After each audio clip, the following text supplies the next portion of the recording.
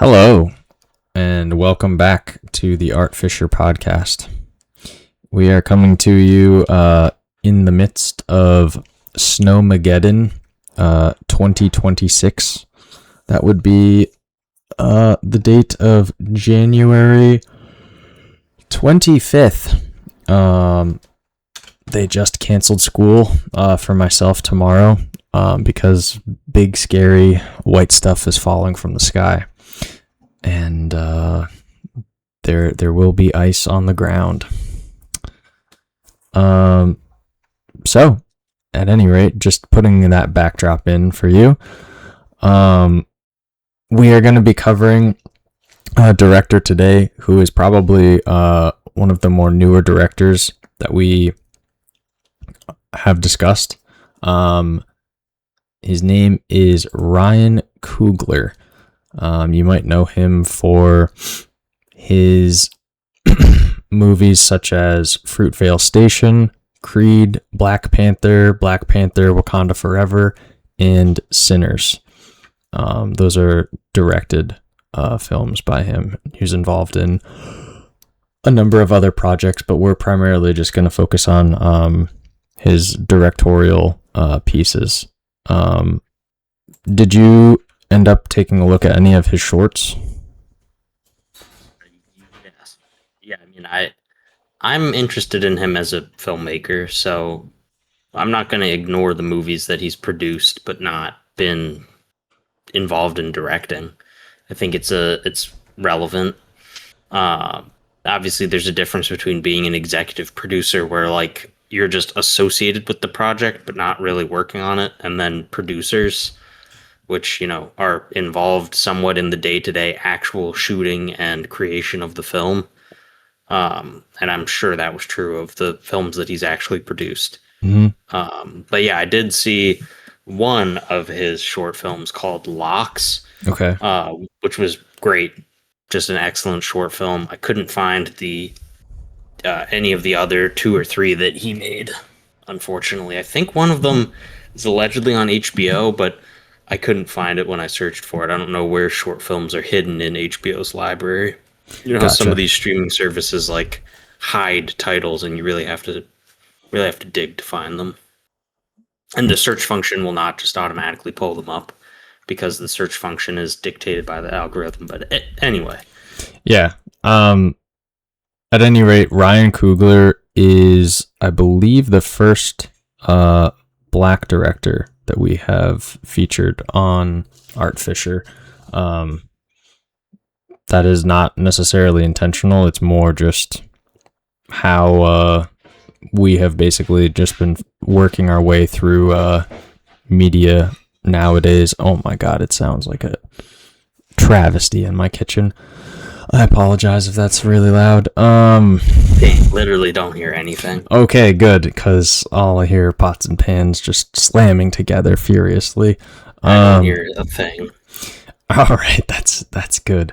But at any rate, we figured that this would be a good time to work our way through Ryan Coogler's filmography because the Oscars are coming up, and we will eventually get to the discussion about Sinners. But our primary intention is to work our way through his filmography and then get to Sinners, discuss Sinners, and hopefully we will be having a discussion with a couple guests down the line on the movie Sinners. But don't want to put the cart before the horse here. Let's work on his. Do you want to talk briefly about the short Locks, or go into his first feature?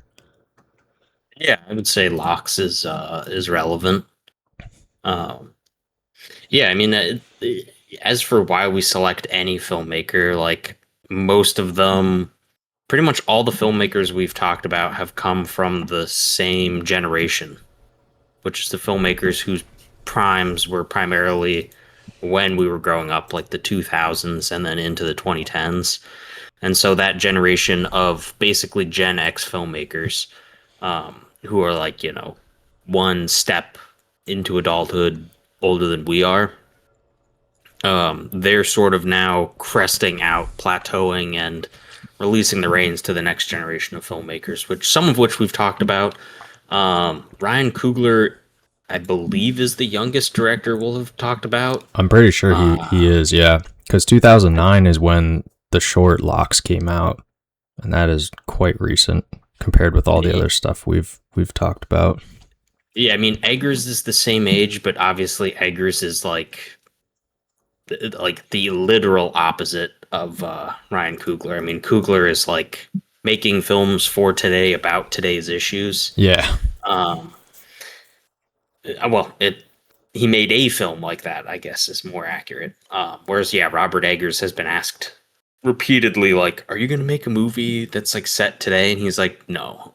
Like, would you make a superhero movie? No. Ryan Coogler has done both. He's made modern films about modern times and superhero movies about super people. But yeah, Locks was about it's a very visual movie. There's, I want to say, not a single line of dialogue. It was like 5 or 6 minutes. Oh, that's excellent. Yeah, That's visually, that's exactly what I imagine as my first short film being. Like, I don't imagine there being any dialogue. yeah. I mean, if when you're making movies, yeah, you're telling a story through images and sound. And I suppose you could tell the story with the sound of language, but there's kind of already a form and medium for that. But yeah, Locks is about a guy who gets his dreadlocks cut off, and it's unclear why until the very end, when it's revealed that like his younger sibling clearly has cancer because she has like a shaved head, so he does that, which is like a good moment. But visually, the movie is about like identity and the way in which this guy's hair is clearly a part of his identity, which is shown in his few interactions with other people in his neighborhood. I mean, there's not that much else to it. Like visually, it does exactly what it should do, and it has a rich story told in 5 minutes, which is impressive. And obviously, as his first short film, which he made when he was at USC, getting a master's in, I think, filmmaking or directing, it shows clear promise. I don't really know what his other two short films are like. At least the two that are on Wikipedia. I'm pretty sure he has another one. But they won a bunch of awards. I'm sure they're good. Short films are a very different form of movie watching.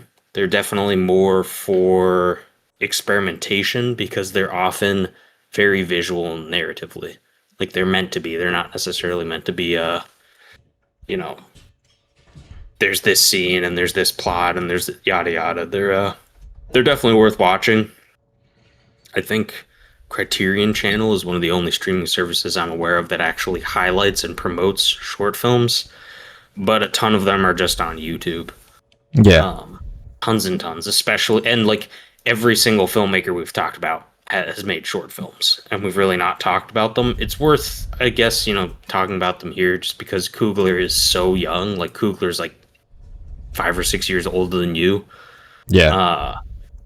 That like he's not that deep into his career yet. Obviously, with Sinners now being quite topical, or timely, just because now it's the biggest movie ever, or the most celebrated movie ever by the Oscars. It seems relevant that Coogler is going to have a long and successful career if he chooses to. Yeah, so it's a good time for us to delve in, and I mean, I'm sure whoever is listening to this is familiar with at least some of those movies, if not Ryan Coogler directly. I think that brings us to Fruitvale Station, which I had I'm not entirely sure what word to use. It's not the pleasure of watching last night because it's a tough movie to watch. But essentially the rundown of the movie, and I mean that in a good way, to be clear. It's a tough movie to watch because it's designed to be that way. It came out in 2013. It chronicles, I believe it's 2 days or maybe 24 hours of a real person, Oscar Grant, who was shot to death by a police officer in Oakland at Oakland's Fruitvale BART station on New Year's Day of 2009. So quite recent for when the movie came out as well. And Michael B. Jordan plays Oscar Grant. The movie is under an hour and a half. I would say it is definitely a great movie. Yeah,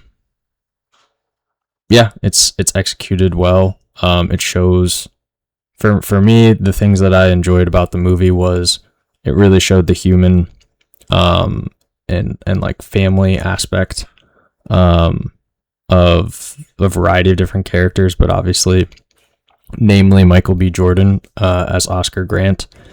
The film also opens with literally the footage of Oscar Grant, the actual footage of a bystander. So it's not like I'm spoiling what happens. The movie does that itself. But that just honestly makes the ending and the climax of the movie that much harsher and darker, I would say. Yeah. What are your thoughts on that? A couple things. One, obviously, it's about the BART police, which is the Bay Area, Mm-hmm. rapid transit, and Coogler is from Oakland. Yeah. And a big part of Coogler's life is about community outreach and community building. And that's part of what has made him quite successful in Hollywood, and part of the reason why he's having the huge amount of success he's having now is that he's like a really, really apt community organizer. And obviously, that plays a big role in African American lives, and especially in an area like Oakland. And so for him to make this film, the subject matter is, I mean, I wouldn't, you were right to be careful with your language of saying like I had the pleasure of watching this movie, because yeah, it's not like it was the perfect film for him to make because it matched him. I think it was a story that was inherently going to be told by him. Yeah. Uh, the timing of it. I watched this when it came out. It came out in 2013.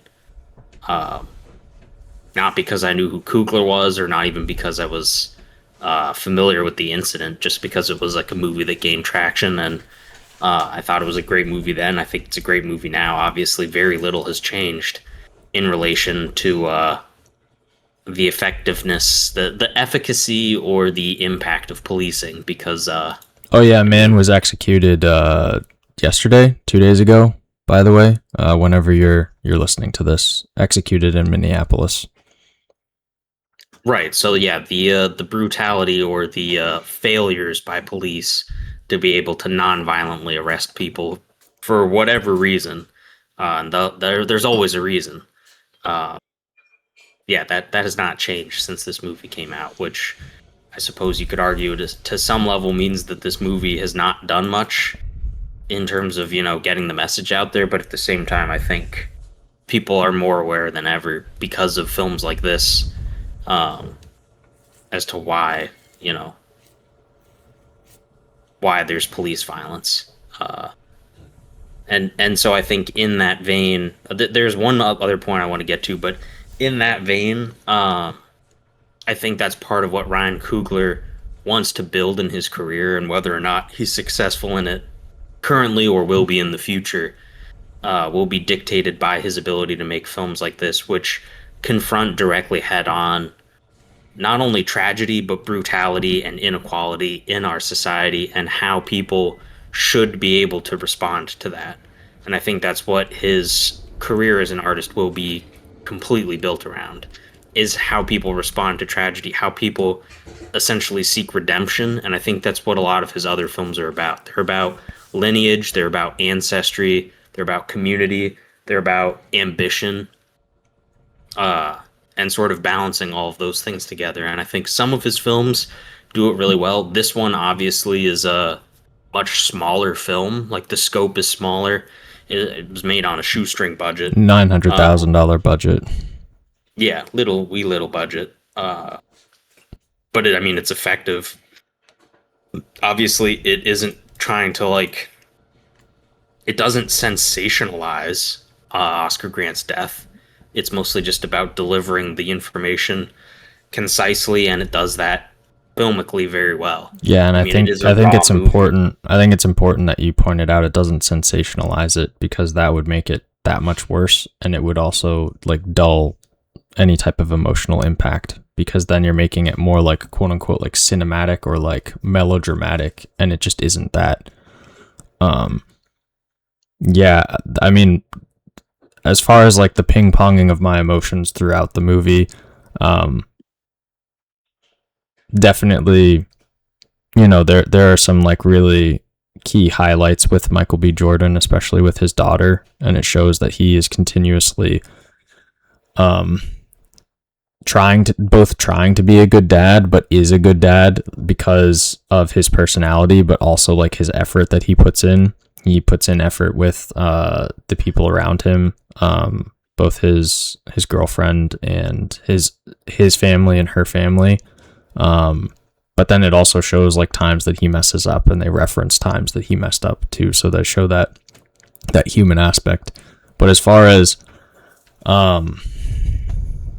like getting towards the climax, I definitely went from like wanting to put my fist through a wall for anger to pretty intense sadness with especially Octavia Spencer's performance as his mother, which she's always great in. I don't think I've seen a bad performance from her. I have, but that's beside the point. Yeah, but there was one moment in particular where I think it was when his girlfriend is on the phone with Octavia Spencer, and it was just devastating. Yeah, but I think that this movie shows like humanity just at its finest and at its worst, I would say. And it doesn't sensationalize it, like you said. The like shaky cam aspect, like handheld decision to do that, yeah, you could say it's because they had a small budget, but also that clearly adds to the overall like authentic effect of the movie itself. Yeah, it was a clear artistic directorial choice that amplifies this and changes it from, you know, perhaps another generic movie about police violence into something worth mentioning and a career launching point. Yeah, so I would definitely recommend this movie to anyone. Yeah, two other things I want to mention. One other is the film does have a thematic element of accountability, which is also, that's like one other thing I forgot to mention about like Coogler's primary artistic messaging. And that's definitely a big thing for him, and it seems to be a big thing for him personally too. That plays out in the film. That comes strongly through. There are a couple scenes. I mean, there's the scene where he takes the huge bag of weed that was planning on selling and like dumps it in the ocean amidst a flashback, or right after a flashback. Waste of weed. Yeah, exactly. But yeah, taking accountability for one's actions, taking accountability for one's life, and basically that choices have consequences. And then there's bullshit in life where it just so happens it was a decision that you made, but like you're not at fault, basically, is kind of one reading of the movie. I did also want to say, I don't know if I told you this, but coincidentally, one of my students recommended that I watch this movie this week. He just randomly mentioned it to me because I gave a video project to my students a couple weeks back, and it's due this coming week. And he said he wanted to shoot his movie in a similar way to Fruitvale Station. So was kind of cool that it coincided with us doing this episode. In a similar way as in like the handheld cinematography, or I think that, and he also wanted it to be deep, like emotionally have depth. The basic prompt was to show what, essentially to demonstrate what home is like, the feeling or concept of home, and on the flip side, you could show like isolation. Essentially, that's a simplified version of the prompt for the short film I am having them make, 3 to 5 minutes. got it. Sorry, did you have another point? You said you had 2 points on this. I did, and that is that we did not really mention, besides saying his name, Michael B. Jordan, because Michael B. Jordan is the physical embodiment of Ryan Coogler's voice in literally his entire filmography. Mm-hmm. It's to a lesser extent so in the Black Panther movies, if only because he's not the lead protagonist. He's not the lead actor. Yeah, he's the bad guy. Yeah, but he is Coogler's voice in Black Panther, and that is an important thing that we'll get to when we talk about it. Obviously, Michael B. Jordan has been discussed very briefly on our podcast before, because he was a child actor on The Wire. Yes. Which we definitely talked about for however long. He was so good in that. He was great. Yeah, I mean, Michael B. Jordan is phenomenal, and I mean, his performances are, without question, I think, at the center of any praise I would give to many of these films. He and Coogler clearly have a great working relationship. Yeah. Yeah, that's a good way of framing what is to come, the movies to come. So I was gonna say, even if Fruitvale Station, was accused of being a sensationalization of a shooting of, an unarmed or an innocent guy, especially an innocent black guy in Oakland, like Spike Lee has made films like that. I mean, yeah, I was gonna say, Black as I was watching it, I couldn't help but think of Spike Lee. Yeah, and I mean, Spike Lee is like of like living modern popular mainstream filmmakers, he's like the one who has for a long time embodied and held the mantle of like black arts and African American arts in American cinema. I mean, there are plenty of black directors before him, and I mean, some have now clearly passed him by, but he's like kind of the towering giant that looms over all of them in terms of his influence for quite a number of movies. And hopefully at some point we talk about Spike Lee. He has a much bigger filmography, a much more challenging filmography. He is, despite the fact that he is mainstream, his films are nowhere near as mainstream as Coogler's. Some of them are very extreme in different ways. Some of them are a lot more aesthetic. Some of them are a lot more artistic. Some of them are like, indescribable. Yeah. But yeah, hopefully we talk about Spike Lee. Definitely. He does have a ton of movies. And I was actually just talking with Anna last night that I need to work my way through his filmography, like sequentially.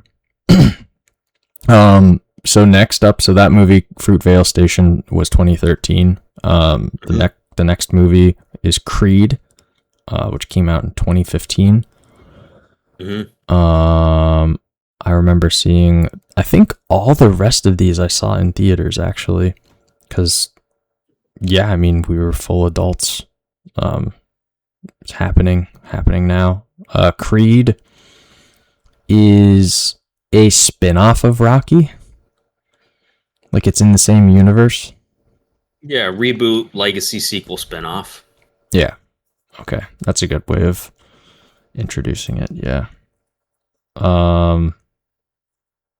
It's a hard-hitting boxing movie, you could say. Michael B. Jordan plays a boxer. Yeah, I the son of Apollo Creed, the OG enemy of Rocky turned friend of Rocky in the beloved Rocky series. yeah, I found it to be very inspiring as someone who was a college athlete at the time when I watched it, and just thinking of training and pain and suffering associated with getting hype and then going out and fighting or doing battle on the field of sports. I know that you aren't the biggest fan of sports movies, but Yeah, I mean that I don't want to distract the conversation too much ranting about sports movies, but my issue with sports movies would be a similar critique to any other genre picture that is made inherently to sell as a genre picture. It's essentially exploiting and then minimizing the impact of the drama and the emotional heft in a movie for the sake of just like the nonsense within the genre. So, for example, in a sports movie, like there are only so many ways I can think of to film most sports. And as a result, once you start to watch it, you're basically just watching the sport, but it's already packaged into some sort of artistic product or just a product. And so the way that it is packaged is very important to the actual core of the movie. And especially with sports movies, it's all built around the same type of like ideal and the same type of character drama. And so they play out in very similar ways every time. They're extremely cliche and it makes them very boring. And there's so like the two or three actual tropes basically yeah, that you just check mark. and this hits on them. And we'll discuss it in detail, but like No, basically I'm trying once to get you to explain all of that to be clear to the audience, just because if we are talking badly about Creed, it comes from more your dissatisfaction with what a sports movie kind of can do, I guess. I don't have as many criticisms of Creed specifically. Yeah. But my point would be that the final fight in Creed, as kinetically shot as it is, cinematographically, Mm-hmm. my eyes almost glaze over and I just fall asleep. Almost. But it's still well enough shot. I mean, this is an issue I have with literally every boxing movie I've ever seen. And most sports movies. Like, just as soon as the fighting begins, it's all the same. And it's all the same cross-cutting features that are meant to keep the audience engaged. Occasionally, they will cross-cut to the trainer, or they'll cross-cut to the people in the audience that it's relevant to.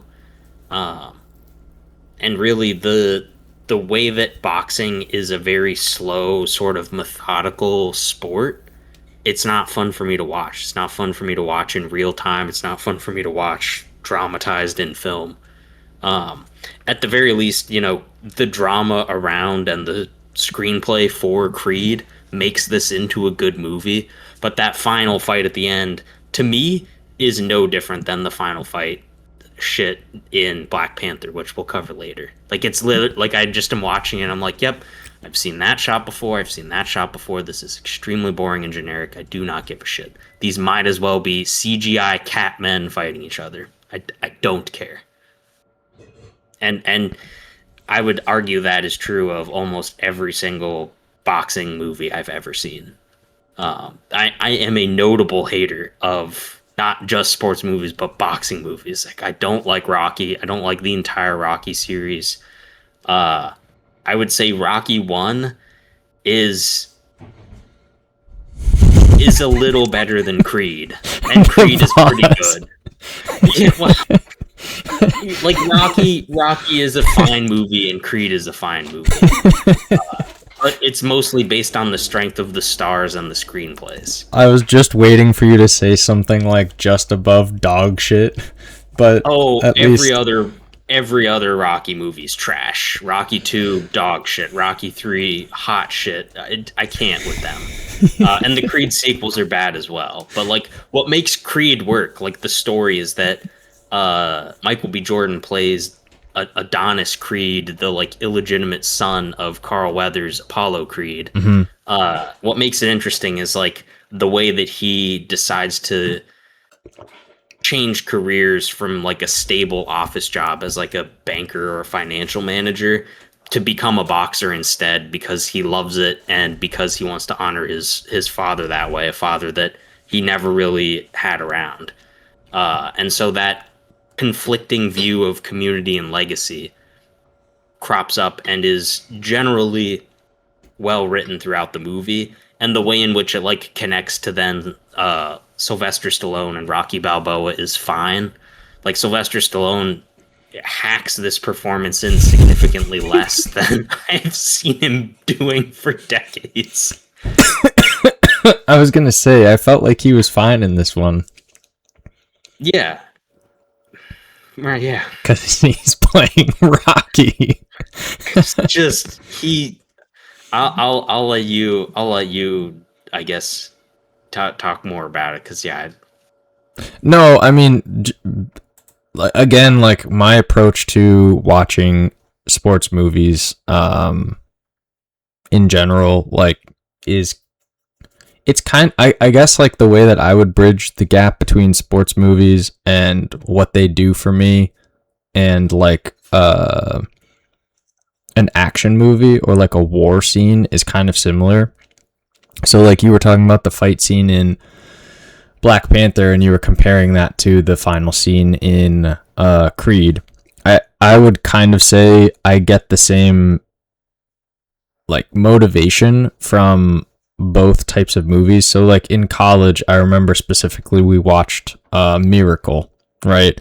Like a day before or the night before we had a big game against a team, probably Scranton, I would assume. And is very motivating, right? Like seeing against all odds, pushing through to win, basically.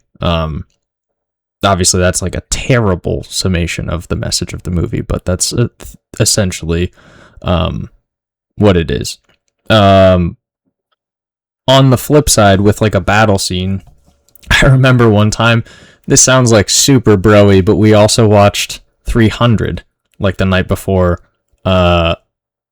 we went and played some other team. And it's not like we had the exact same effect, but like the message is also the same. Of being gay is cool. Because that's the message of 300.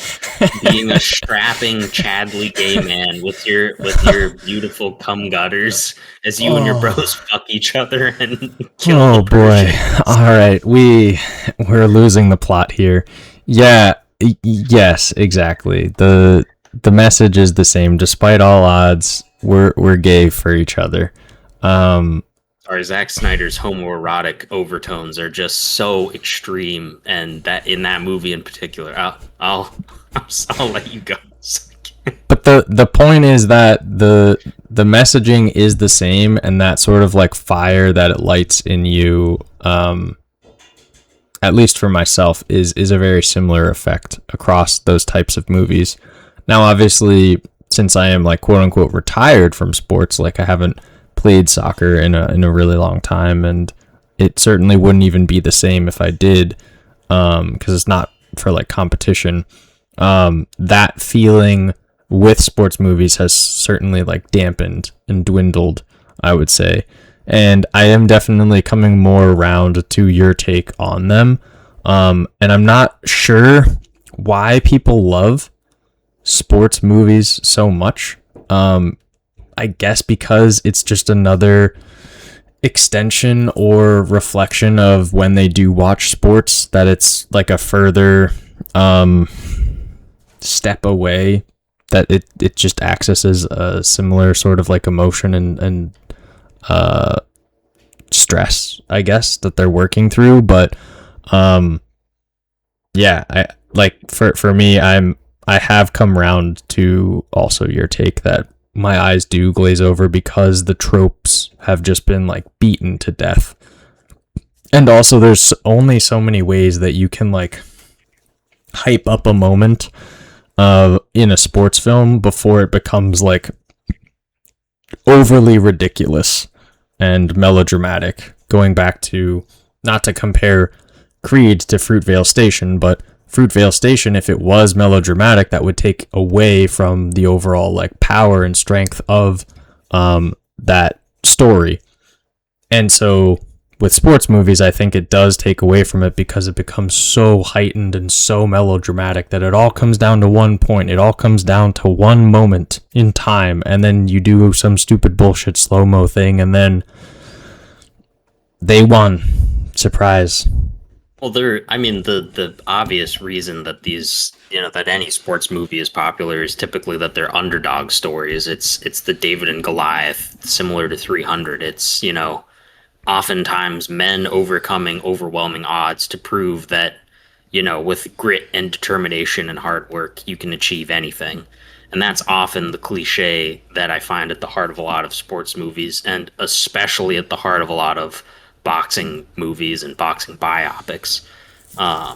It's just that, like, most of the time, the thing that they're overcoming is just like, they're the underdog. The other guy is the tough guy, and the tough guy needs to be taught a lesson because he's a bully, and bullies need to get bruised. And it's all about, this machismo and male ego.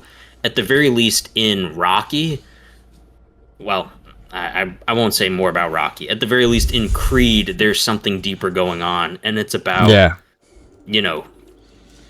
Adonis wanting a father figure and not having one, and wanting to honor his father's legacy, and as a result, his lineage and who he is and who he thinks he is and who he should be.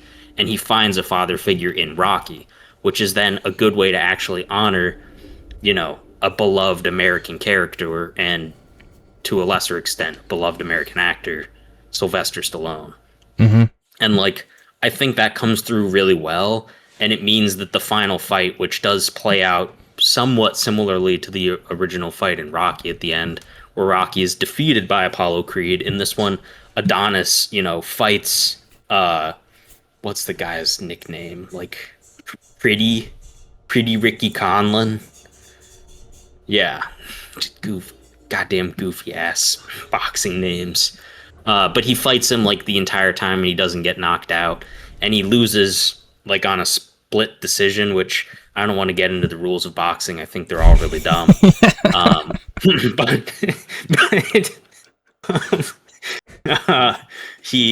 What's the quote? Max Kellerman of Max Kellerman fame. Says Ricky Conlon won the fight, Adonis Creed won the night, which is, one of those good, like, snappy clapping lines that is inherent to Coogler's writing style. He loves bars like that, and it works in this movie, and it draws up some emotional connection to it. I mean, unlike you, I am not an athlete. I am not a particularly athletic man. Athlete. And so I have no real emotional connection to, like, athletes who then overcome obstacles any differently than I would with an action movie. And so for me, I'm a huge fan of martial arts movies, but, like, oftentimes the whole point of the martial arts is a sort of choreography that's closer to dance than it is to sport. And I don't see that similar choreography playing out well in boxing, which is more like physical chess. Mm-hmm. Because it's all about, like, slowly beating someone up over time to physically overpower them. And some boxing movies show that well. Some sports movies show that really well. But oftentimes, to me, the sport that is included in the way it's shown, and especially the, like, deeper strategy or rules of the sport are shown, should complement the movie. The movie should not be built around the action set piece being the sport, which is oftentimes what happens. This movie gets away with it. But there are plenty of sort of generic either dramas or sport movies built around fighting or boxing that I don't think work well. Yeah, I mean, going back to the melodramatic thing that we were talking about, this is just kind of explaining how, like, real life, what happens in real life with sports doesn't need, like, a documentary style or, like, a movie spin-off to chronicle it, which I am not shitting on Creed, to be clear here, because Creed is obviously, like, within the Rocky universe and is doing something differently, but I'm shitting on sports films in general. This is like a post chronicling or summarizing what Indiana Hoosiers did, which doesn't sound like, if you wrote this as a movie script, people would just laugh about it because it just sounds too ridiculous. A 2-star quarterback scrambling for potentially the national championship winning touchdown on 4th down in his hometown against his hometown team after winning the Heisman for the most losing program of all time, while his mother with multiple sclerosis screams for joy from her seat, is possibly the limit of how good a sport can get. MS. Oh, he overcame so much. Every time the camera showed her with the MS, I was flushed with emotion. Yeah, so like Sorry, you just can't like, you're not gonna top reality with the sports movie that you make, but maybe you can make a lot of money off of it. Is basically my take of sports films. Yeah, I who knows? Maybe, I'm sure there will be another sports movie down the line that is really good. Yeah, like F1. F1 came out recently. Okay, moving past that. I'm sorry. Listen, one of my favorite movies from last year was Marty Supreme, which ostensibly is a sports film built around subverting the idea of sports films. I was thinking about that. Clearly loving the sport. It's just goofy because it's ping pong. I mean, you and I do at least have a background in ping pong, literally just spending hours playing ping pong together. Yeah, I'm not very good at it though. I can't do a good topspin serve or anything. But I mean, there's like, there's this is a total abstraction and distraction, but it's like, Breaking the Waves, great drama, has sporting in it. The sporting is cycling. And the cycling set pieces are interesting because of how well they built up the drama around it. Breaking Away? Breaking the Waves, Breaking the Way. It's Breaking Away. Breaking Away. Did I say that? You said Breaking the Waves. I thought you were talking about like a surfing movie. Pretty sure I said Breaking Away. At any rate, now I'm done talking about Breaking Away. Chariots of Fire is another one. Chariots of Fire fucking blows. It's a terrible movie that gets a ton of credit for being, special. Most people know it because of the soundtrack. Don't watch Chariots of Fire. Do watch Breaking the Waves, a Lars von Trier movie. Super X-rated. Is that actually a movie by him? Breaking the Waves? It is. Yeah. Oh. Were you talking about Breaking the Waves, or you meant Breaking Away? The bicycle movie. No, I was very clearly talking about the bicycle movie. Oh, okay. Gotcha. Yeah, that movie is really good. No, Breaking the Waves is a Lars von Trier movie, and we're not allowed to talk about him yet. Speaking of movies we are not allowed to talk about, Black Panther. Moving into Black Panther. Obviously, I say that tongue in cheek because Nolan and I are just a couple of white guys, and we're gonna talk about Black Panther. Those are the deep waters we're wading into. The same way I'm not an athlete, clearly I'm Mr. White. So yeah, we'll get to the sort of cultural issues later. Yeah, so I just kind of wanted to, say that because we are acknowledging that, and our opinion doesn't really matter on it. Yeah. At any rate, Black Panther came out in 2018. It is obviously a superhero movie. I'm not sure how you haven't seen it at this point. Everybody's seen this one, unless you just watched 0 Marvel movies. Right. But even people who didn't like Marvel movies went and saw this one. This one like was a myself. huge hit. I went and saw it. I had the fortunate. I was fortunate enough to actually get to watch this abroad. I saw it in Taiwan at the time, which was really cool. It was just like packed full of people, just jam packed. So it really gave me a different perspective as an American abroad, seeing how many people go to the theaters in different countries. It's the same, if not even crazier abroad. although Taiwan does know what it's doing, because I went in this like mall that's like built up. They don't have malls that spread out because they're cities, and you can just bring in whatever food you want. There were lines of people just coming in with McDonald's. They were bringing in whole pizzas. They had milkshakes. It was crazy. At any rate, yeah, this does have Michael B. Jordan, but it is starring Chadwick Boseman as T'Challa, Black Panther, and I do we want to walk through the plot or just talk about like our takeaways from the movie itself? Yeah, I mean, I guess there's a few ways to tackle it. I mean, there's one. It's like this is like the way in which it's Ryan Coogler's movie.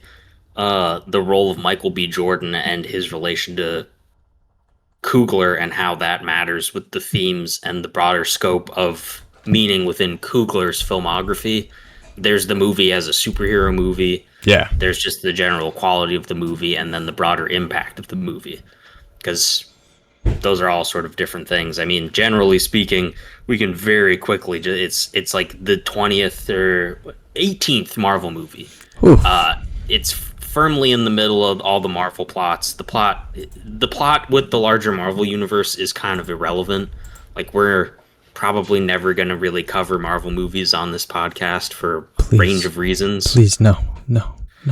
For a range of reasons. Hilariously, for as much as my curmudgeonly nature sometimes takes over the podcast, I like Marvel movies, I think, more than Reese does. Yeah, fuck that. I do not like Marvel movies. The same response that you have for sports movies is my take of Marvel movies. For almost any scene, I will say. Oh, they're with their family. We're getting to know their family and their backstory, and it's a flashback. Shut up! I don't care. None of this matters. It's the same. This the same recycled bullshit over and over and over again. I just like that they were doing it in homage to the canon. Stop. Go read the comics then. The comics were better. At any rate, that's kids stuff. Talking about kids stuff there. So are movies. Movies are just moving pictures. Oh, you're unzipping me with Marvel. Movies are for real men. Films are for real men. Movies are for kids. Marvel is is for somewhere in kids. between. But Marvel Black Panther isn't. Kids. But Black Kids Panther is not. Kids movie with the headshot executions. Lots of those. Oh my god. Anyway. They're in this movie. I mean, it executes Whitey, Ulysses Klaue. Yeah, that's true. Which is good. I mean, he's a villain. It's good to execute your villains. But anyway, the plot that is actually not particularly cliche, even relative to the superhero genre. Mm-hmm. And I think it's better to reference it as the superhero genre because there's hundreds of them, and Marvel is just one of many types of these things. The plot follows Chadwick Boseman, who is T'Challa, aka the Black Panther, whose father died in a previous Marvel movie because of a bunch of plot stuff. And he now has become the Black Panther because his father was the Black Panther, and now he's going to become the king of Wakanda, which is like a secret nation that has a secret like plot device inside of it that's relevant to the other plots. None of that matters. Basically, Wakanda's the most advanced nation in the world, and it's pretending to be a third world country to protect that secret, which is obviously a great metaphor for what the movie is truly about. Yes. And the plot concerns him rising to become king, and then all of a sudden, his secret cousin, played by Michael B. Jordan, who's a guy called Killmonger, shows up and is like, we shouldn't be a secret country, we should take over the world. And then he challenges him to be king. It's kind of similar to like Lion King. If he was Scar, he defeats T'Challa, and T'Challa like falls off a waterfall and disappears. and Killmonger takes over Wakanda, and his plan is like, we're going to take these magical weapons that we have and give them to the oppressed people all around the world, and we're going to rise up and we're going to subvert the power structure and authority worldwide. And then T'Challa works with all the different parts of the country of Wakanda to rise up, and there's a huge CGI slop battle where rhinos are fighting people with spears and shields, and there's a bunch of bang bang pew pew and spaceships, and then two kitty cats fight, and T'Challa defeats Michael B. Jordan and becomes king again. Yeah, and it was fun. It was enjoyable. Yeah, this is one of the best Marvel movies for sure. Probably a top superhero movie, a noteworthy one, because I mean, beyond the plot being interesting, it's helmed by a real filmmaker, which is not always true of superhero movies. Mm-hmm. Some of them are just made by studio hacks and stooges. Coogler is not that. I mean, the cast in this movie is phenomenal. The music in this movie was phenomenal. We haven't mentioned Ludwig Göransson yet, who is also important to the work of Ryan Coogler, but his original score for this movie is great. There's also the what is it, Kendrick? Oh Kendrick did Kendrick at produced least two songs. He produced the whole like album. I think it was like him and Göransson basically tag teaming, but he produced all of the songs and also did a number of songs. All the Stars is probably the most famous one with SZA from this movie. Yeah, but yeah, a really good score, really good soundtrack. In addition to like the plot working well, combining the story of T'Challa and chronicling. I mean, going back to what you were talking about at the very beginning of the episode with like ambition, as well as like taking ownership and accountability of who one is, but also where they come from, and trying to basically pay that forward through one's life, I think comes fully through here. Yeah, definitely. I mean, it's about his T'Challa's recognition of like who he is, in the same way that Coogler is recognizing that he's gaining a lot of power in his meteoric rise through the film industry, and becoming like, not only a wealthy man and a successful man, but a voice of a generation and a voice for, the movement that he wants to be related to, alongside somebody like Michael B. Jordan.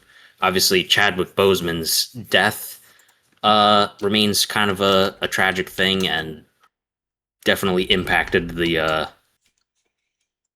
sequels to this, and impacted probably in a huge way the career of Ryan Coogler, because Ryan Coogler could have been, I wouldn't say stuck in, but he could have been a part of the Marvel universe in a much bigger way and not transitioned to making other films. Mm-hmm. So that obviously had a huge impact on his career. I mean, there's tons of other great actors in this. Sterling K. Brown has a small role. Lupita Nyong'o, Danai Gurira, Daniel Kaluuya, Forrest Whitaker. Forrest Whitaker, by the way, produced Fruitvale Station. I don't know if you knew that. Yeah, I did see that when we were talking about it. I just forgot to mention it. Forrest Whitaker is absolutely ridiculous in this movie. Hams it up to a really extreme degree, with one of my favorite line deliveries ever. The Black Panther will have his power stripped away. Just saying "stripped away," stripped, screams it. Yeah. Angela Bassett, Andy Serkis. What's that British guy? Martin Freeman. The whole cast is great. Yeah, Martin Freeman. Other than Letitia Wright, who is a strange bird. But we'll get more into her with the sequel to this. But yeah, I think philosophically, what's at the core of the movie is kind of the core of the conflict between T'Challa and Killmonger, which is about the role that African Americans will play in the future of America, because that's really what the metaphor is. Hmm. Where Wakanda is not supposed to be a literal representation of like an African country. It's about like the spirit of Black Americans and what their role is in America, and the fact that like their undaunted spirit is a thing that is like the treasure of America. I Yeah. mean, it literally built America. I Founded mean, the like country of America. yeah. And so, like, Killmonger represents a very hateful, angry, resentful voice within that, Hmm. versus T'Challa, who's about, like, in the moment, but being forced to reconcile with the history, which is dark. And so, his defeating of Killmonger does not necessarily defeat Killmonger's spirit. And in fact, Killmonger then chooses to die. Like, he's not just killed, he chooses death. Yeah, and I was with the movie the whole time, but then when the movie like really cemented itself for me, in being like a great movie, I would say it delivers the line through Killmonger. I think this is like his last line in the movie. Um, T'Challa is like I think he's holding his body, and like basically it's a really emotional scene, but Killmonger says, "Just bury me in the ocean with my ancestors that jumped from the ships because they knew death was better than bondage," which is just brutally incredible line. Um, yeah, and it works really well within this movie because that is sort of the entire point of the movie, or at least my reading of it is that um, historically, there's all of this like huge swaths of just like terrible um, shit that has happened, and for lack of a better word, African Americans historically and their ancestors completely taken advantage of, stripped of their rights, taken, forced to build entire nations on their backs. And as you mentioned, that is essentially the ethos of Killmonger. And yeah, T'Challa is not diametrically the opposite, but I think he acknowledges that anger, I think, quite well. But his response to that is what's so telling, and what shows you as the audience what you should do with that anger. Yeah, I mean, it's a rallying cry to say, like, African Americans or Black Americans like shouldn't keep their traditions and their culture to themselves. They should share it with the world or with America. Mm-hmm. Like, that's what the hope at the end of the movie is that it's saying, like, we can't just live in the closet. We can't keep this this greatness to ourselves, this culture to ourselves. We should share it. Yeah, yeah, as evidenced through obviously Wakanda being this like secret nation with technology that could help other people. Hmm. Yeah. When this movie came out, it was like breaking records for grossing money. Again, this was 2017, 2018. 2018. Yeah. Yeah, it was just blowing the doors off of financial records for movies in America, but also I think globally, which was awesome to see. Yeah, it made like $1 billion, which was huge for huge for a black director for sure, but just huge for like Marvel in general. I don't think it was the most successful Marvel movie at that time. Um, but yeah, it was a huge hit. Everyone loved it, which is great to see. And I Yeah. mean, it was further proof that, Marvel didn't just need to be like a dumb thing for white teenagers. It could appeal to anyone, and specifically, you could tell any type of story you wanted to.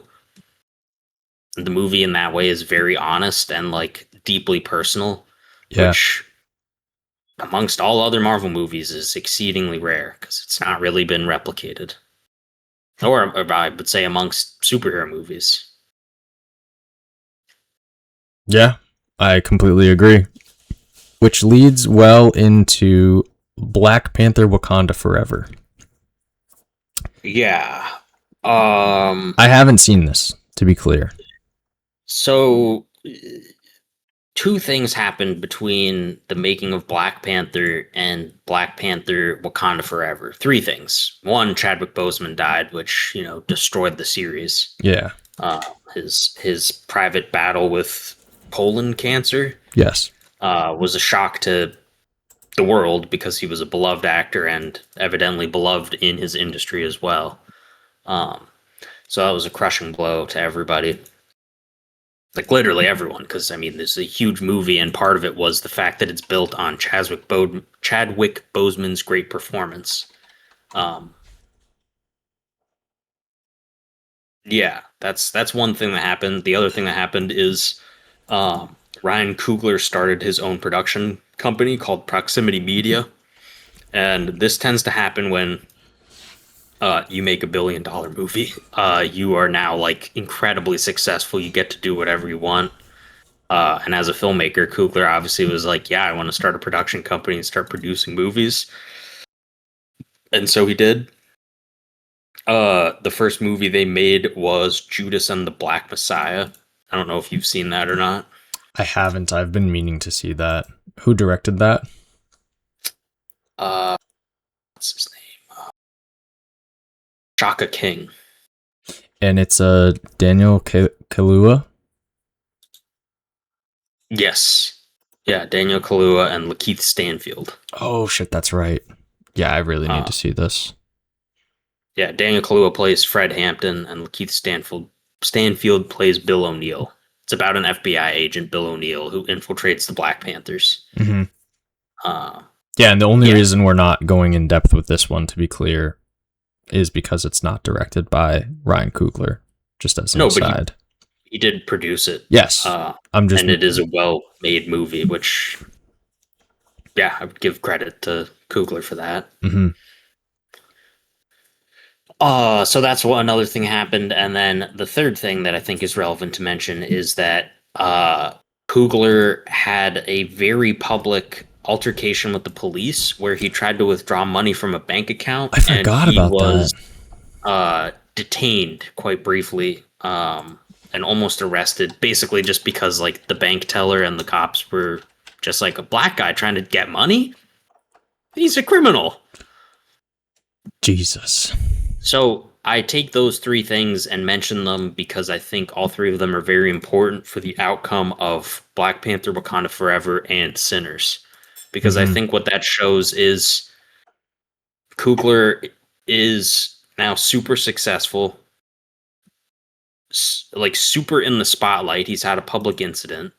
And an incident that is in no way his fault and is going to harden his stance against, a thing that he has already spent his artistic career trying to challenge, which is, police overreach and brutality. Mm-hmm. And then the death of someone very close to him, who he was, personally tied to, who was representing a movement. And I think all three of those things together have more of an impact on Sinners than Black Panther Wakanda Forever. But certainly on Black Panther 2 Wakanda Forever, which is not a particularly good movie. It recycles a lot of the same themes, unfortunately, as Black Panther. Because, it starts with a disturbing opening scene where T'Challa, like, dies, and it's just like, ooh, spitting on his grave. Brutal. There's just spit on his grave. And then Shuri, who we didn't talk about because Letitia Wright is the least talented actor from Black Panther, and the strangest personally individual between all of them. She's got a lot of fun takes on things. Yeah, she personally caused production to be delayed repeatedly because she is deeply against vaccinations and claimed that vaccines were racist. and then like said that Chinese people were bad because they created COVID. Like she just did all kinds of crazy things, Mm-hmm. and it caused like a bunch of problems in the production of the movie. And then the other actors in the movie were like, I don't want to work with this lady. I don't like this lady. But you made $1 billion movie. There's money on the table here. Hollywood is going to get its pound of flesh. And so they made sure this movie was made, and you can tell that the passion is just not there behind the camera. It is a script by Coogler again, but it just recycles everything. I mean, it's about how Shuri is now going to be the leader of Wakanda instead of T'Challa, and what is that burden going to be? And this time, instead of Killmonger, it's Namor, who's like a fish king from Atlantis, Oh who's boy. secretly related to. He's like a Mayan Atlantean magic man who they're like blue water breathers, and they oh god, the plot gets so convoluted. Basically, Namor, just like Killmonger, wants to use the magical power of his fish kingdom to kill everyone in the world because they're poisoning the oceans, and Got it. that's not good. And so Shuri needs to convince him not to because humanity's really not that bad, and they'll get him to stop poisoning the oceans or whatever. So my question with sequels is always, does it add something good to the original? And I'd be interested to hear what other people have to say about that. Do you think that this movie adds to Black Panther and the Black Panther universe, or would it be better to just not have it? Money on the table, Reese. Right. That's my response. But Money is on the table. You cannot leave money on the table. right. Um. Yeah, that has basically been what people have told me about it. Or they have insisted that I watch it because I saw Black Panther and enjoyed it. And my question is always, well, what does it add? And they're like, it gives you more of the story of like what happens after. And I say, yeah, I don't really want any more. Like, I liked it for all of the depth and what it did, as the Black Panther movie. Um, it's the same reason why there are some movies that are based on books that I don't feel the need to um, watch the movie when I have read the book. Like I enjoyed it for what it was, and I don't want my like imagination to be ruined by um, my own understanding and like grasp of the that world essentially. Um, Yeah, I mean, in many ways, this only exists because they need certain characters for the broader Marvel universe. So uh, it's just like a placeholder movie, with a bunch, and as a result, like the it's not that all Marvel movies or all superhero movies are bad. There are plenty of good ones of both. Like there are other good Marvel movies than Black Panther. But what makes them good is that they're not concerned with this like grand franchise product storytelling.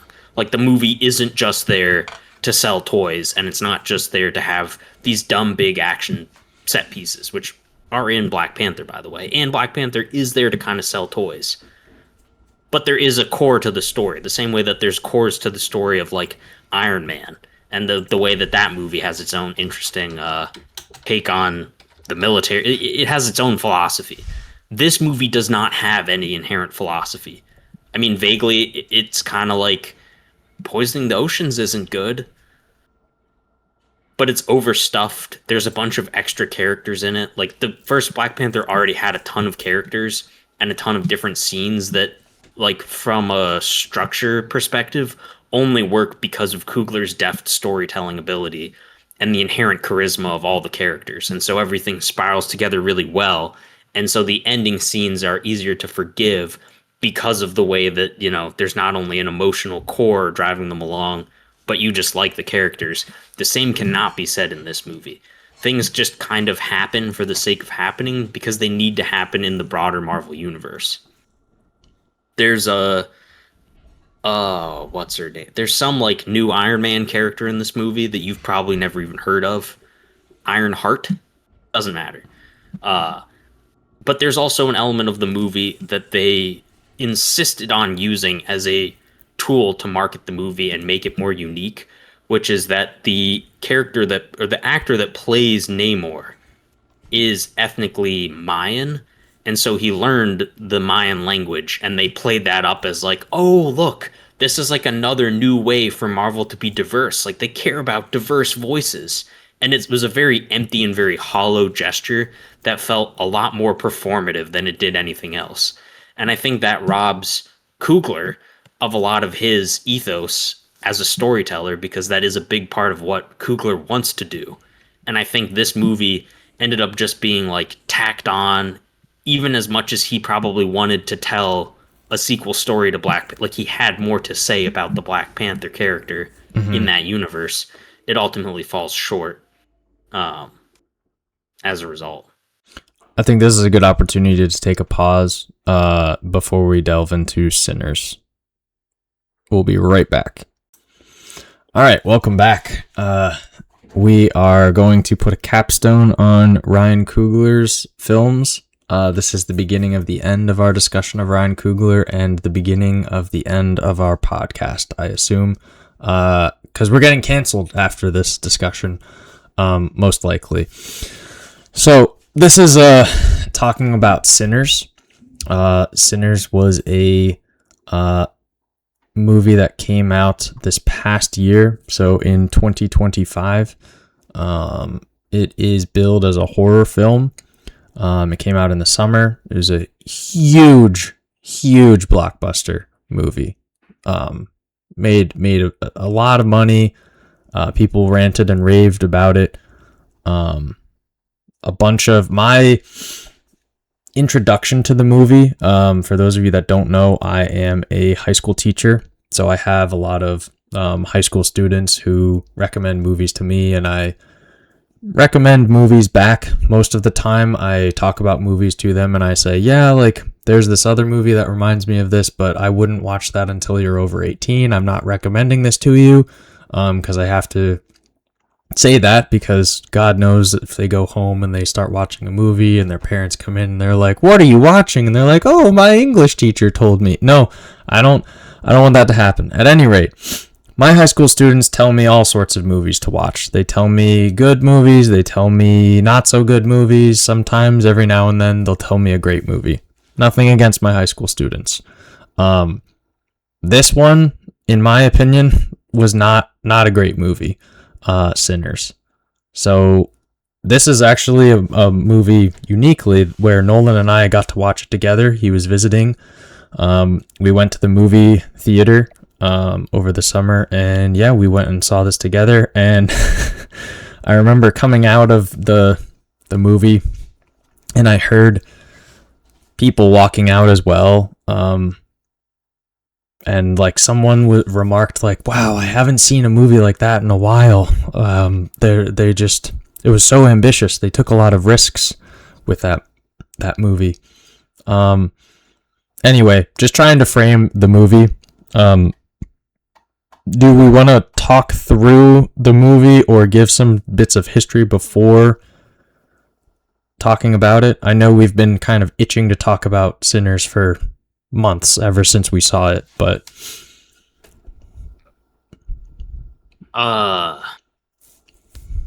history of what? Sharecropping in the United States? Vampire movies? slavery. Slavery?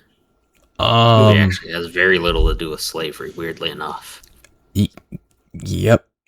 That was intentionally Delta mentioned Blues? there.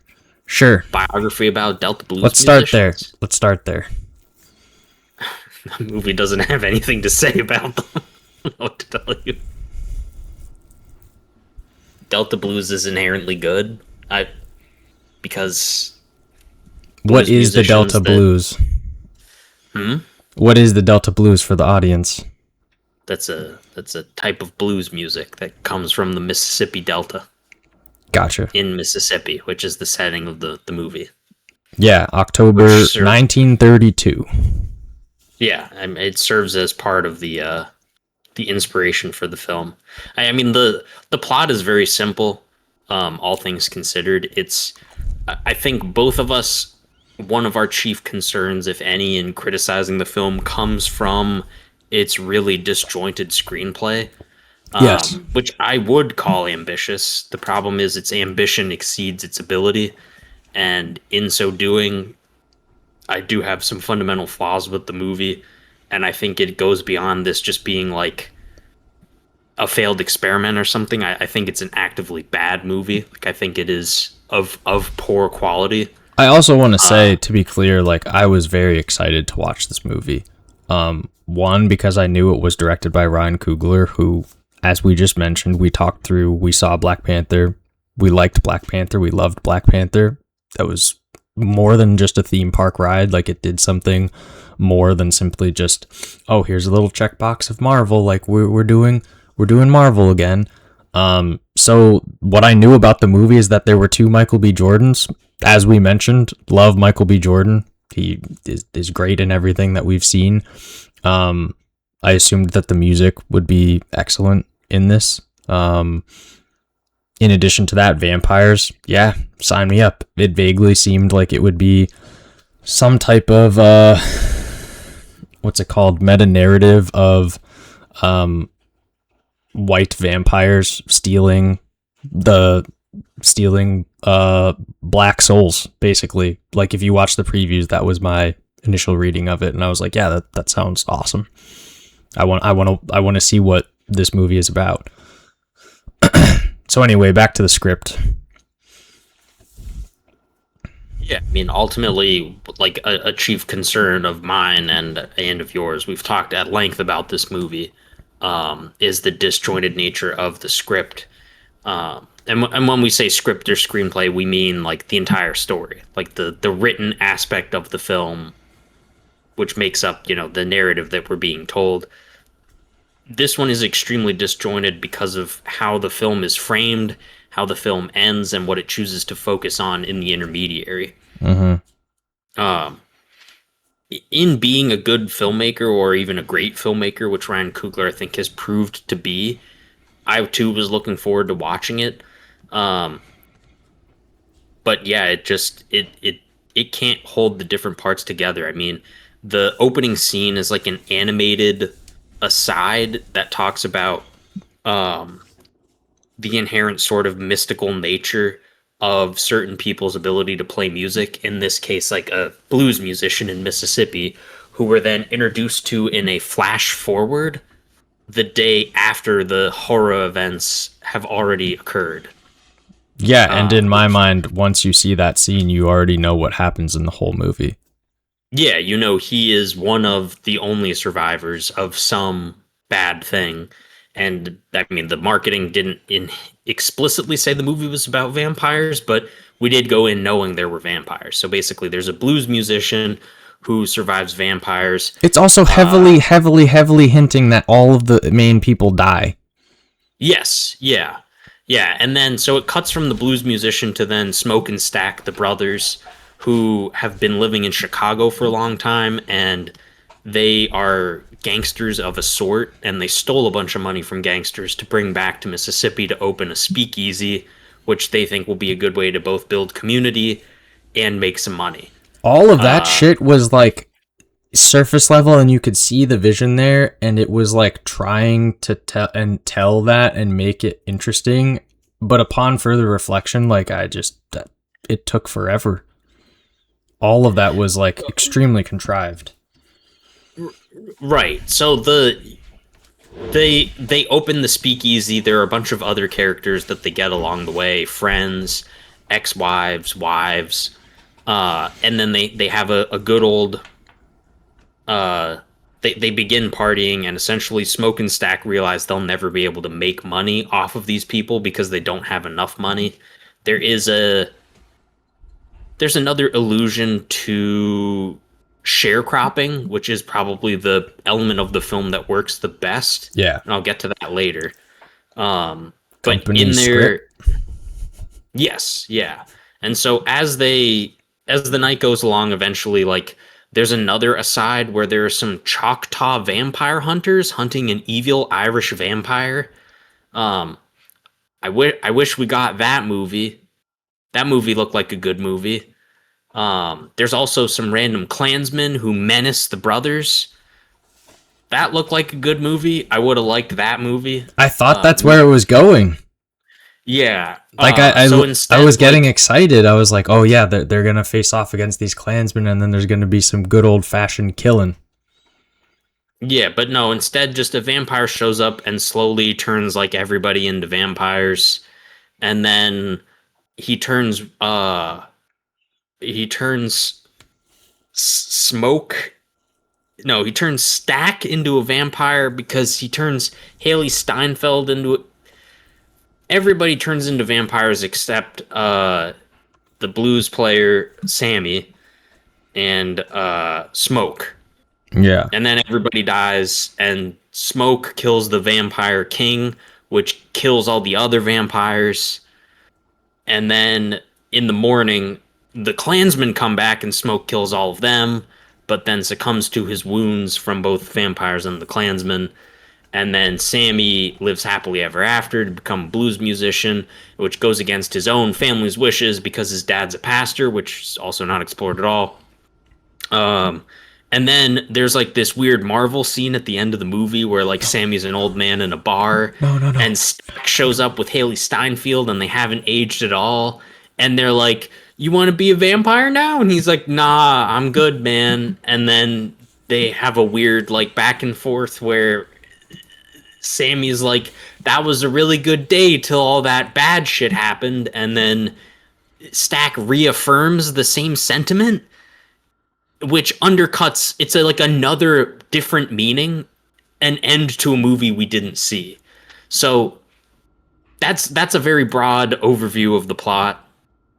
I know we both were interjecting criticisms throughout it, but the just in general, the plot is disjointed and things don't come through well. The main themes are like the Sammy character trying to be an artist in the face of his family wanting him to accept a more pious life, which is not particularly well explored, mainly because there's not enough of Sammy's character development in the film to get there.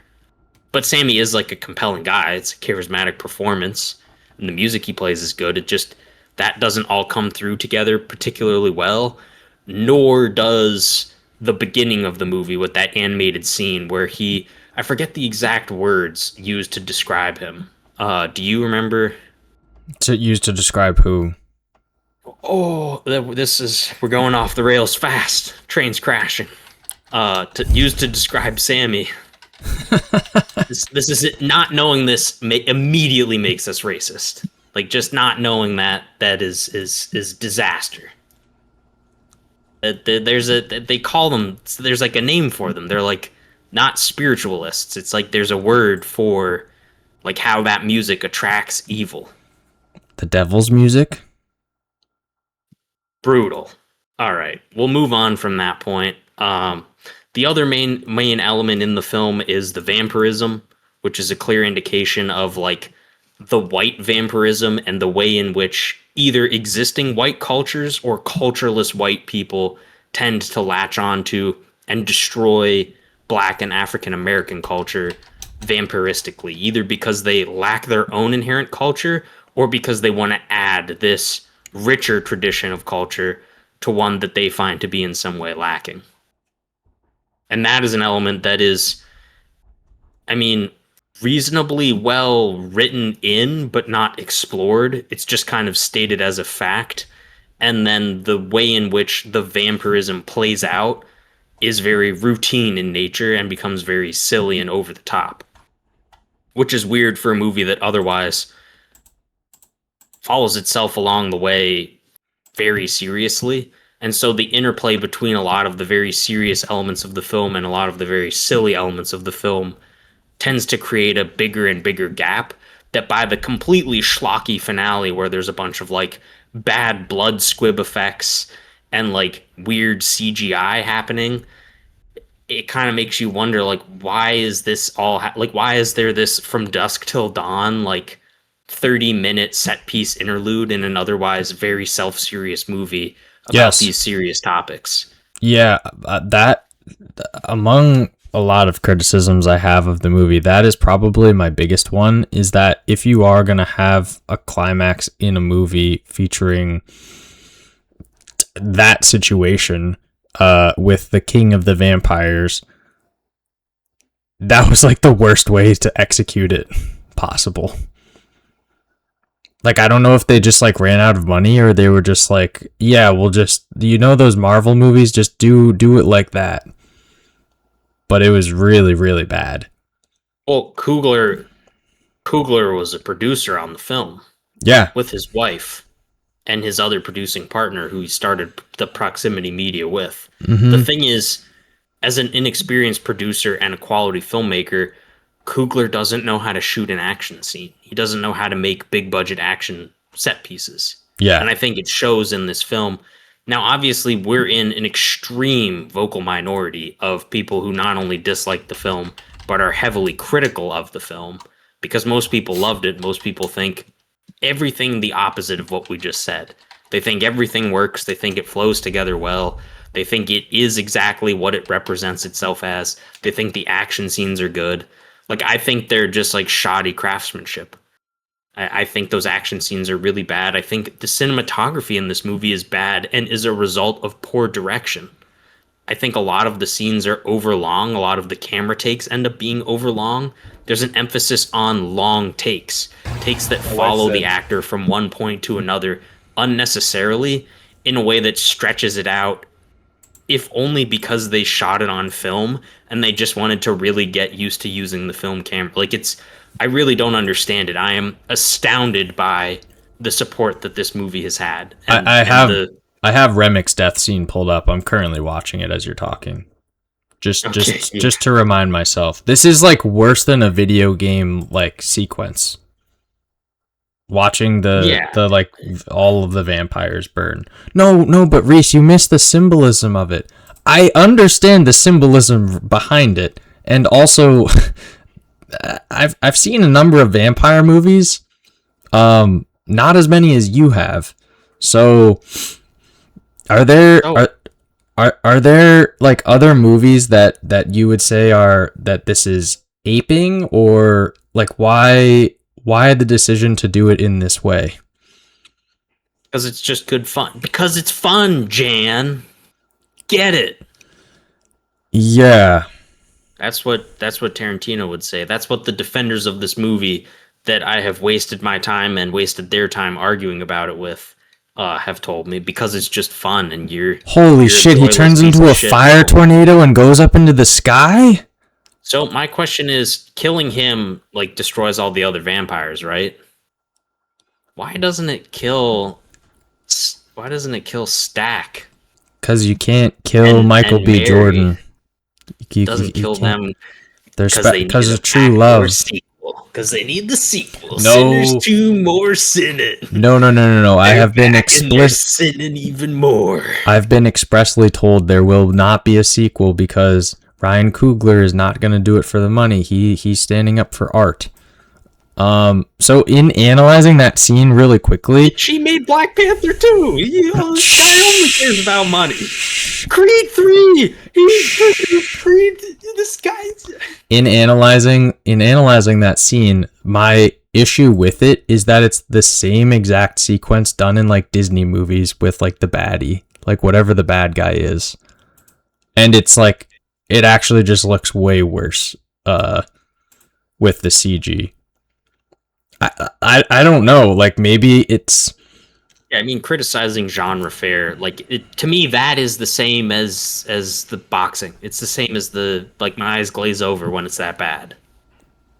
Yeah, it's just the same as the kitty cat fight in Black Panther, except it's actually poorly executed. At least the fight in Black Panther, like the choreography and the CGI, is stuff that is just carbon copied from other existing movies. This wasn't. They clearly did the effects themselves. Yeah, but they didn't also necessarily know how. You have Smoke or Stack standing there with Sammy just standing there, and they're just like looking at Remick like horrified, and then all of the bodies are burning. Like for a scene that's supposed to be like so amazing and so incredible, I was like waiting for like the big thing, like what's the incredible like climactic piece, and then from there, once the good old fashioned killing of the KKK takes place, I thought for a second that they were gonna save it. I thought that they were gonna be able to do it. And then when he takes out the KKK, which was great, that's what I wanted the whole movie. That was like kind of what I was hoping was going to happen. Then there's that weird scene where they like shoehorn in the ghost of Smoker Stack, and he's like sitting there and he doesn't smoke or something. I really did, because his kid died, and his kid died young because his wife. Remember, there was that scene where he and his wife like did a sexy time, and he was sad because the dead kid. At the end, he's with the dead kid. It's nice because they go to heaven. At the end of the day, I think ultimately, I didn't care that pretty much anyone died in this movie, which makes me racist. Hateful. And I still stand on the fact that I didn't care because they spent a ton of time giving backstory that didn't really develop their like characters. They only filled in vague contrivances of trying to get the band together. And I think the only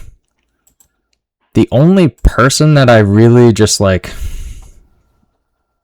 there was a moment that I liked where there was that really big guy when Cornbread. Cornbread. When he gets turned, I liked the scene when he was like, I think he went out to like take a piss or something, and that you just see like something fly or him start to fly. I liked that shit. Like they like cut away from it.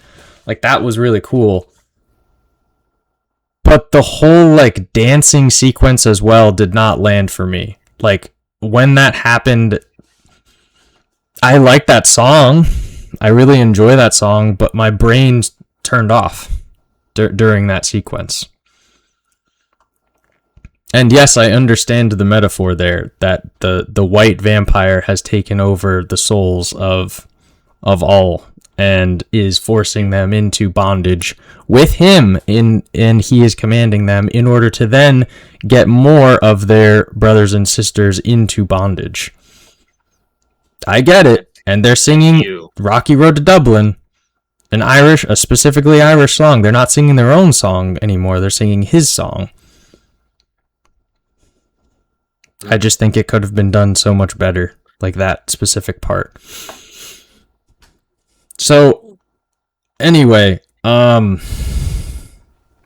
thing that I wanted to comment on, and this is not going to be the end of our discussion of Sinners, I'm sure. I personally was disappointed in the movie. I made a quick post on Instagram, my Instagram story afterwards. I said that I was disappointed. Michael B. Jordan was one of the only saving graces of the movie, but wow, I am shocked how many people recommended this. It was muddled metaphors, horrifying writing, poor direction, a pastiche of 6 different movies, none of which could land. I tried to desperately like it, but I absolutely don't recommend it. I should have tried out Bring Her Back or Friendship for a better use of a movie ticket. And I got a lot of messages from former students. One of note was from a kid who we went like back and forth very respectfully, but then he said, what was it he said? No, but Mr. Fisher, you're not allowed to say things like that. And I was like, what do you mean? And he was like, well, it's like part of the culture. Like you can't not like it. And I was like, there's a difference between like understanding what something is and wanting it to have been better. And that I think is a more important part of this discussion, is that like, it's okay for us to not like it, but the reason we don't like it is because we don't think it is as good as it could have been. Not because we are whitey and we actually are in line with alt-right and KKK people who don't like the movie.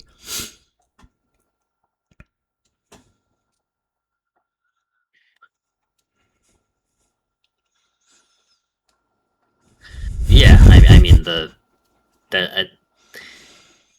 anytime you're not allowed to criticize something at all, like you're not allowed to, is a problem, and this has obviously been a problem for, there's the invented hauntological battle against woke politics and woke art. Like it for a long time did not exist. It existed only in the minds of like a bunch of Neanderthal brained knuckle dragging maniacs who created a boogeyman to argue against because woke people were aggravating. But ultimately, like, that type of progressive ideology behind woke was only meant to try to create a more equal world. It was not meant to, like, silence people. Obviously, it sort of became that way in the wake of, I don't know, booting people off Twitter or like canceling people. But by and large, none of that really existed, nor did it have a huge impact on Hollywood or artists or filmmakers or anything. And slowly but surely, to get to the point that we are at with the discourse surrounding Sinners, the popularity of Sinners, and the reaction to any criticism of Sinners, I would argue that, yeah, suddenly that invented boogeyman that right-wing people despised arbitrarily and essentially invented is now a real thing. And I think the gap between what this movie represents and what this movie is the biggest gap I've ever seen of a movie.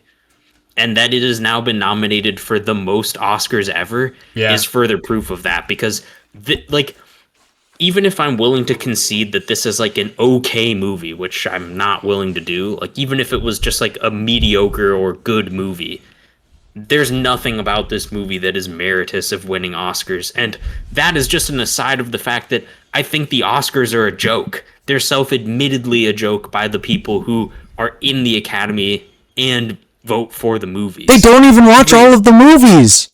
The people voting for the Oscars don't watch all of the movies. Correct. It's just an ideological thing. It's an award ceremony. All award ceremonies are dumb. They're just industry awards. That is a response. Seriously. That passion is a response against the Oscars, to be clear, not against Sinners. Because Sinners, like conceptually, I was completely on board with. Totally wanted it to be executed well, wanted it to be a great movie, but it was not in my estimation. And I believe that because it has this place within our culture, I think that people feel that they must align with that. And if they try to verbalize anything against it, then they feel like they will be ostracized. So then I'm looking at something online that I just found, which is Martin Freeman doing the Wakanda, which is basically just like, oh, I just watched Sinners. Yeah, I'm on board with it. Yeah, it's the Democratic senators wearing the kente cloth. Yep, that's what I was thinking. It's performative optics. Like, I don't really give a shit about performative optics. I don't give a shit about like this type of performative culture joining or like propping up of a culture, like a very real culture that this movie represents but does not fully embody. And I guess that's my firm criticism towards it. Like, yeah, there are elements of it that work. Most of the elements I wish were more drawn out. Like maybe this just needed to be a 3.5-hour movie and they rushed the production for one reason or another. I don't know what went wrong with this production. Maybe to me, I think they put the cart before the horse. If you really want, if you want to improve on some aspects of the movie and you want to add depth to the characters, one, spend some time having them do shit that actually like makes you care about them more than simply just, oh yeah, they need to get money, and one of them has sex with a hoodoo person, and also Sammy is the main character, but he's not really the main character. Smoke and Stack are the main characters. So it's almost a triptych, but not even a triptych. And then if you're going to fold in this Irish vampire who, because Irish people were ostracized in America, and they also kind of align with like feeling ostracized, but then they take advantage of other people that are ostracized. You didn't spend any time developing that, nor explaining that aspect from it. And the plot is as we talked about, it's like stitched together in such a way that it does make sense, but the pacing is like horrific. It is just Oh, I would just really, argue it doesn't make any sense. It just it like if really, you ask questions, there's no answers to them. yeah. And I have asked many answers of people why they like the movie. So to try to what I wanted to do 20 minutes ago before everything went off the rails, which I imagined it was going to happen. What I wanted to do was try to build a case for Sinners of what I imagined people would say. At this point, I'm sure people turned off this episode, which is fine. I already know what they say because I've heard The dozens music. of people say it to me. I really liked the music. The music was really good. Yeah, but it was a movie. It wasn't an album. Yeah, but didn't you like the scene where the guy with the guitar came in and he was showing that music can channel between people and history and time? No, I didn't like that actually. Once the guitar guy came in, I like tapped out. It's the answer is simpler than what you're saying. It's even simpler than like whatever nonsensical screed I was saying before. The real reason people like this movie has more to do with a belief in something beyond what is there. It is literally mystical. It is a faith. They have a faith in what the product represents. It's not anything beyond that. That's really all it is.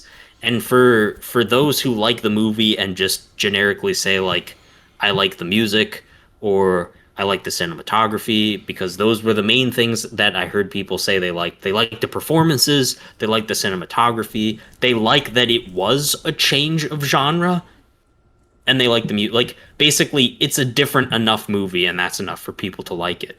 I take issue with that because I think it's subpar in a lot of those ways. And Cinematography also gets thrown around, and I think people, I mean, we've talked about this to death, that people don't really understand that term. It's just a catch-all term that they say when they're like vaguely saying it was artistic and shot well. right. I'm saying this was shot poorly because the choice of camera movement and camera shot selection does not help to motivate or move the story along. It often hinders it. Yes, I would agree. To me, it's not just a matter of taste. The movie, like the reason that we had to talk about Coogler, not only because Coogler has made relevant, timely movies that are as relevant today, especially for Fruitvale Station as they were before, or big movies like Black Panther is the biggest movie I think we've ever talked about on this podcast in terms of like financial success. But the primary reason I really wanted to talk about Coogler is because of Sinners and that gap, like the gap between expectation and reality, the gap between like taste and quality. Like to me, this isn't a matter of taste where like I'm going to back off and let someone have it because like I subjectively didn't like the movie and they subjectively did. I'm saying from a craft-based perspective, my understanding of filmmaking techniques to effectively tell a story, this movie failed to effectively tell its story. Now, putting all of that in a box, putting all your opinions, my opinions, whatever bullshit I'm saying, whatever bullshit someone else says about the culture, the net impact of this movie is good. Yes. The net impact of this movie is great. And the fact that the Oscars have decided to recognize it is great because it means that everyone involved in the movie is going to have a long, successful career if they choose. Ryan Coogler is going to be able to make whatever movies he wants for at least the next 5 to 10 years. And that cannot be overstated. Yeah. No. And it also means that now a big production studio like Proximity Media can make more interesting movies and fund black artists. That's great. Warner Brothers, who distributed the film, is going to be a lot more likely to make movies like this one. Not ones that we don't like or mediocre movies, but original auteur-driven cinema. That's a good thing. All of those things are good things. Yeah, I think that's a problem that, you know, people are more willing to die on the hill of a culture than they are with anything else, but that's a different issue and we don't really need to worry about it per se because, you know, we're both white and people can just dismiss us for that and say we're wrong and not really move forward. I have gotten to the point in conversation where that is the unsaid elephant in the room, to which I just say, yeah, I know I'm white, and I don't understand the experience of someone who is not white. Plain and simple. I don't understand that. However, I do feel like I understand cinema and film, and I feel like I understand what the movie was going for. That would be my response in the case of the movie. But the movie, as you said, is, I mean, you didn't say it was a net positive, but you're saying the positive impact of this movie being so popular and being heralded, I do think is a positive. So we at least have that. Yeah, the success of this film is good for the culture, and it is good for Black artists. Yes. It is an L for cinema. American cinema. I'll say that, American cinema. But like, American movies have been in the goddamn gutter for decades. So like, oh my god, I'm just imagining this stupid what's the algorithm thing? SEO, search engine optimization. Just titling this Sinners, L for cinema.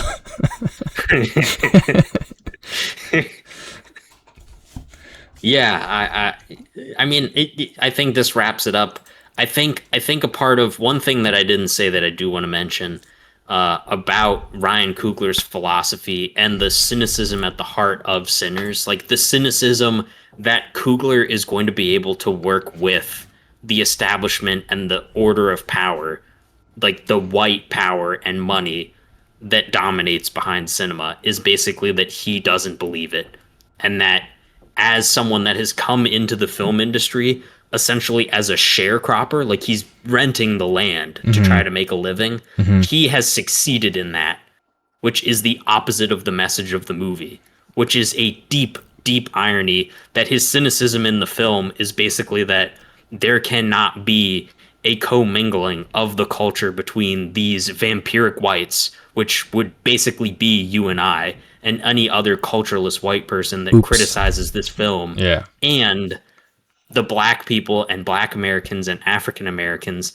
that want to make art or want to live an equal life or just live a life where they're unharassed or unmolested by the power structure. My response to that is that I am not a sharecropper. I'm more of Haley Steinfeld in the movie.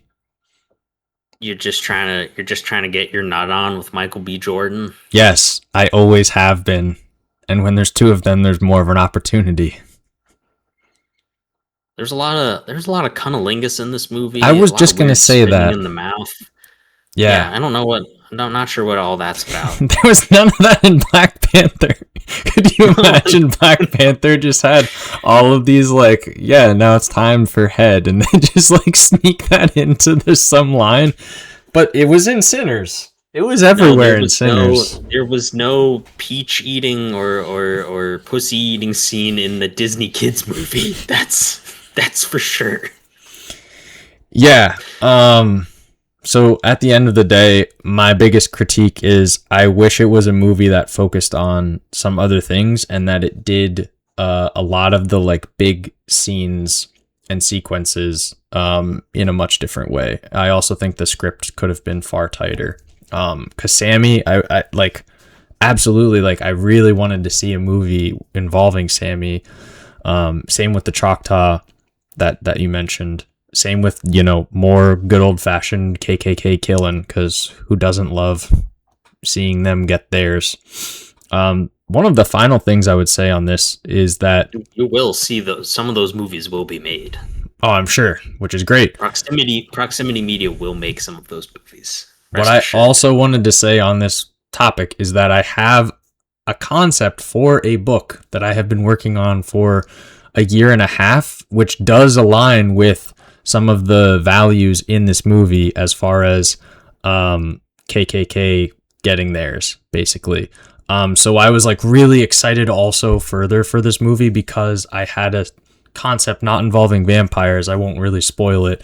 I don't want anyone to steal my idea either, so I'm not going to say it, but yeah, in this small town, there are KKK, which is revealed within a certain point in the story, and it follows a detective who is examining this sort of like mysterious element in the town. But at any rate, that made me very excited for Sinners to see like a fresh idea involving, 1932 American South. But I don't know. We will eventually do an episode. Like I said, we will have some guests on and discuss Sinners, but that's our take. Honestly, out of 5, like I can't give it more than a 2 out of 5. Like I would give it a 4.5 out of 10.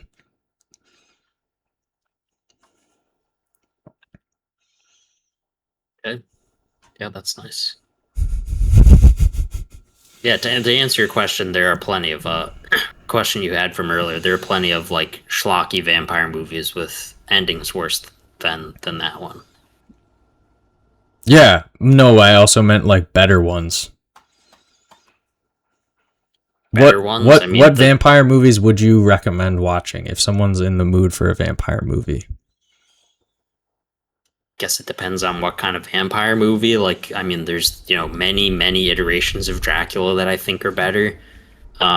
If you want a more modern one that is in the same vein, it's not an action movie, but it's The Sweet Blood of Jesus, which is a Spike Lee movie, which is a remake of a 70s movie called Ganja and Hess, which I would also recommend. Those are both great movies.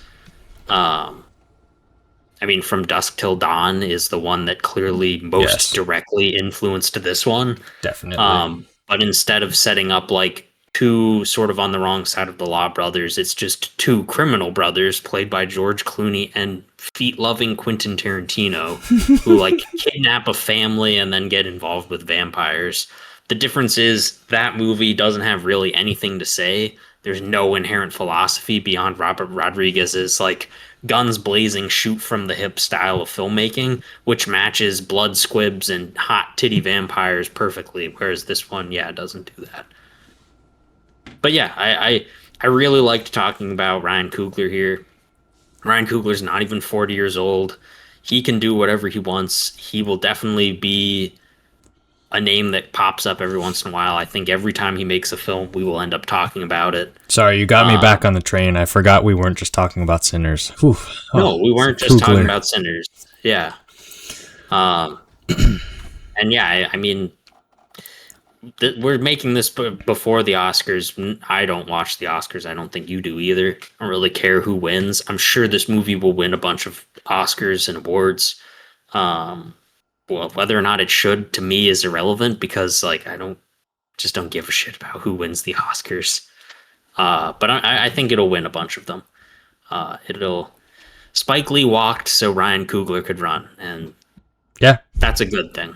Yeah, and we're looking forward to what is to come next. Spike Lee's also still alive, so he gets to see the fruits of his labor. Yeah, turn Hollywood into a significantly blacker institution, and one that I think reflects a lot of what he probably wanted when he started making films, or like blossomed beyond what he even thought was possible in the 80s for African American art and black art in America. So that's exciting. It's good stuff with Ryan Coogler, even if we both are absolute naysayers on Sinners. Yeah, exactly. I mean, it's going to be a movie that just I argue with people about for years. At the end of the day, though, like we've done, I don't know how many episodes on other directors, and there's plenty of other movies that our favorite directors have done where we're like, that movie though, not great. So we're trying to be objective here and just telling you how we think about things. We'd love to hear your discrepancies with anything. And again, look forward to seeing you on the next one. Adios.